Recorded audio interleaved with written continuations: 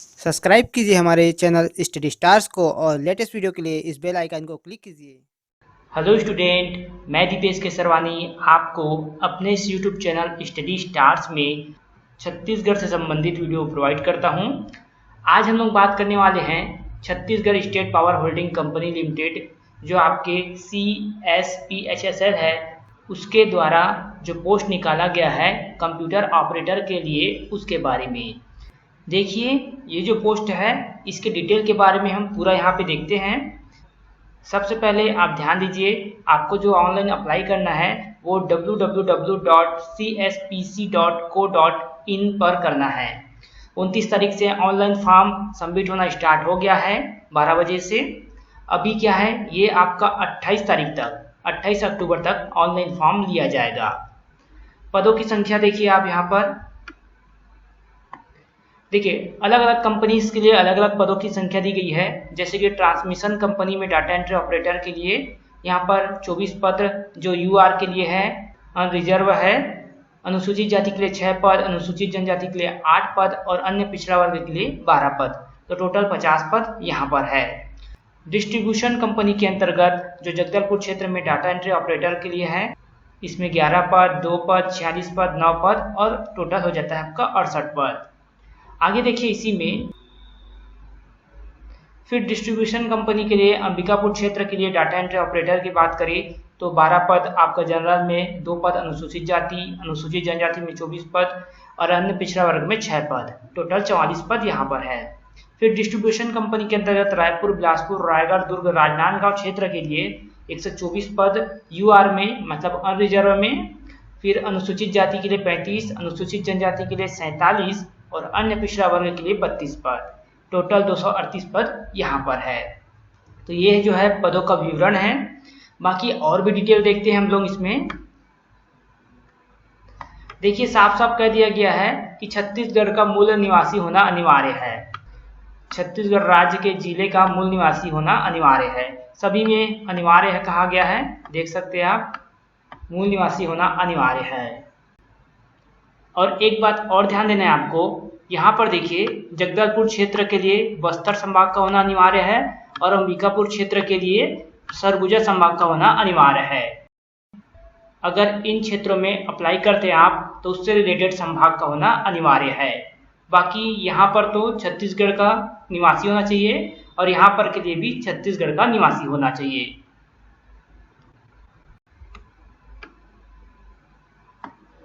यहाँ पे देखिए जो सैलरी तय किया गया है उसके बारे में है। 19,800 से 62,600 के बीच रहेगा। प्रथम वर्ष में 19,800 का 70% दिया जाएगा, द्वितीय वर्ष में 19,800 का 80% और तृतीय वर्ष में 19,800 का 90%। बाकी जो आपके भत्ते रहेंगे वो आपके नियमित रहेंगे। आगे और देखते हैं।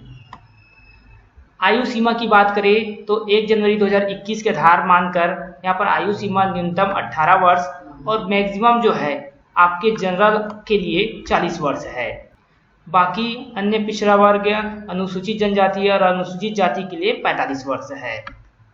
और साफ साफ यहाँ पे लिख दिया गया है अधिकतम आयु की सीमा 45 वर्ष से अधिक नहीं हो सकती। आगे देखते हैं। शैक्षणिक योग्यता में देखिए तो यहाँ पर स्नातक की डिग्री कहा गया है, कम से कम न्यूनतम द्वितीय श्रेणी में, कम से कम आपको सेकेंड डिवीजन पास होना है स्नातक डिग्री में। और यहाँ पर 1 वर्षीय डिप्लोमा कहा है, तो आपके पास डाटा एंट्री ऑपरेटर या फिर कोई PGDCA या DCA का डिप्लोमा जरूर होना चाहिए, यहाँ पर जरूरी है। अगर आपके पास ये सब नहीं है तो आप B किए हो कंप्यूटर साइंस इंफॉर्मेशन टेक्नोलॉजी, या BSc किए हो कंप्यूटर साइंस इंफॉर्मेशन टेक्नोलॉजी, या फिर BCA किए हो, तो इसमें देखिए न्यूनतम द्वितीय श्रेणी में स्नातक होना आवश्यक है बोला है।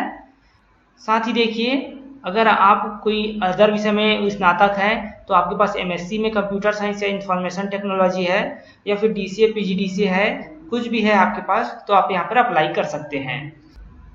तो कुल मिलाकर आपके पास कंप्यूटर का डिप्लोमा या डिग्री होना आवश्यक है, साथ ही आपको स्नातक डिग्री आवश्यक है। चलिए आगे देखते हैं हम लोग। देखिए आवेदन कैसे करें, तो वेबसाइट दिया गया है यहाँ पर www.cspc.co.in तो इस पर आप जाकर अप्लाई कर सकते हैं। फीस क्या रहेगा उसके बारे में देखिए। तो जनरल और ओबीसी के लिए क्या रहेगा, 700 रुपये फीस रहेगा। 700 रुपये फीस पे करना पड़ेगा जनरल और ओबीसी वालों को, बाकी सभी को 500 रुपये, जो अनुसूचित जाति है, अनुसूचित जनजाति है। तो ये है यहाँ पर फीस का विवरण।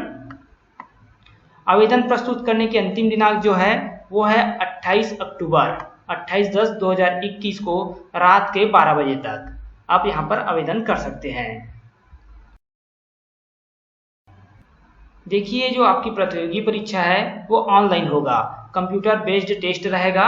100 नंबर का पेपर होगा आपका, जिसमें 1/4 अंक का नेगेटिव मार्किंग है। मतलब अगर आप 4 क्वेश्चन गलत करते हैं तो आपका 1 नंबर कट जाएगा और 1 क्वेश्चन सही होने पर 1 अंक मिलेगा। देखिए क्या क्या आना है सिलेबस पे। देखिए सिलेबस के बारे में हम लोग डिटेल में नेक्स्ट वीडियो में देखेंगे। फिलहाल जो यहाँ पर दिया गया है उसको देखिए। सामान्य ज्ञान 25 अंक का रहेगा, सामान्य कंप्यूटर का ज्ञान 15 अंक का, सामान्य मानसिक योग्यता 15 अंक, सामान्य गणित 15 अंक, सामान्य हिंदी 20 अंक और सामान्य अंग्रेजी आपका 10 अंक। तो इस प्रकार टोटल 100 मार्क्स का पेपर होगा। सही आंसर पर 1 अंक मिलेंगे और गलत आंसर पर 1/4 भाग मतलब 0.25 मार्क्स कट जाएंगे। आगे देखते हैं। देखिए कौशल परीक्षा होना है। जैसे आप अगर पेपर पास कर लेते हैं, प्रतियोगी परीक्षा वाला जो पेपर रहेगा उसे पास करने पर 5 गुना लोगों को कंप्यूटर में जो टाइपिंग का टेस्ट है उसके लिए बुलाया जाएगा, जिसमें अंग्रेजी और हिंदी दोनों के लिए 5000 की डिप्रेशन प्रति घंटा की गति होनी चाहिए। ये 50 अंक के अंग्रेजी के होंगे और 50 अंक के हिंदी के होंगे, जिसमें आपको कम से कम 30 अंक पाना अनिवार्य है। दोनों में 30 अंक कम से कम पाना अनिवार्य है। और ध्यान रखिएगा, जो प्रतियोगी परीक्षा जो आपका पेपर हुआ रहेगा सिलेबस के अकॉर्डिंग, उसका अंक जो है इसके साथ जुड़ेगा, कौशल परीक्षा के प्राप्त अंकों के साथ वो ऐड हो जाएगा। ये यहाँ पर कहा गया है। फिर देखिए अगर ये हो जाता है तो 3 गुना लोगों को बुलाया जाएगा डॉक्यूमेंट वेरिफिकेशन के लिए, दस्तावेज सत्यापन के लिए। फिर वहां पर जिनका दस्तावेज सही रहेगा उस हिसाब से मेरिट लिस्ट जारी किया जाएगा। आगे देखिए,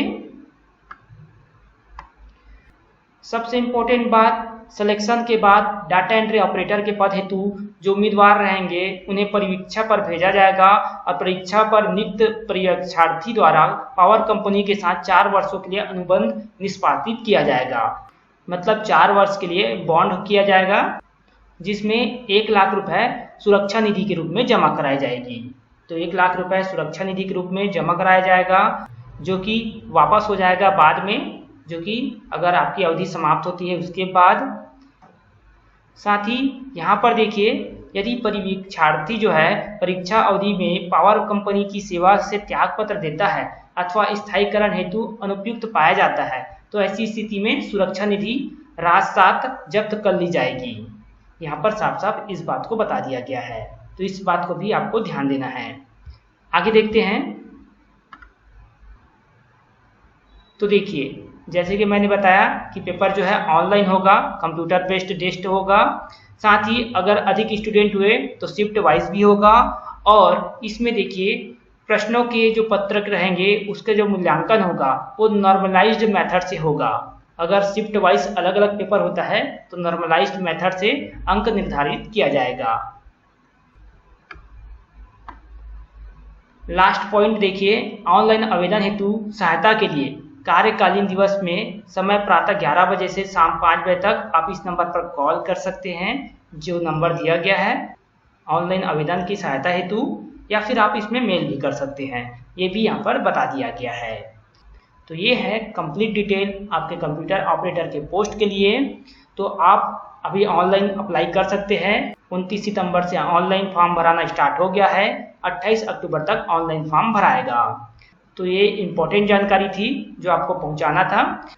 तो अगर ये वीडियो आपको पसंद आया तो इस वीडियो को आप लाइक करें और अगर कोई नया स्टूडेंट इस चैनल में पहली बार आया हो तो हमारे चैनल को सब्सक्राइब करें। साथ ही नीचे डिस्क्रिप्शन बॉक्स में हमारे टेलीग्राम चैनल का लिंक दिया गया है, वहाँ से आप हमारे टेलीग्राम चैनल में ज्वाइन करें।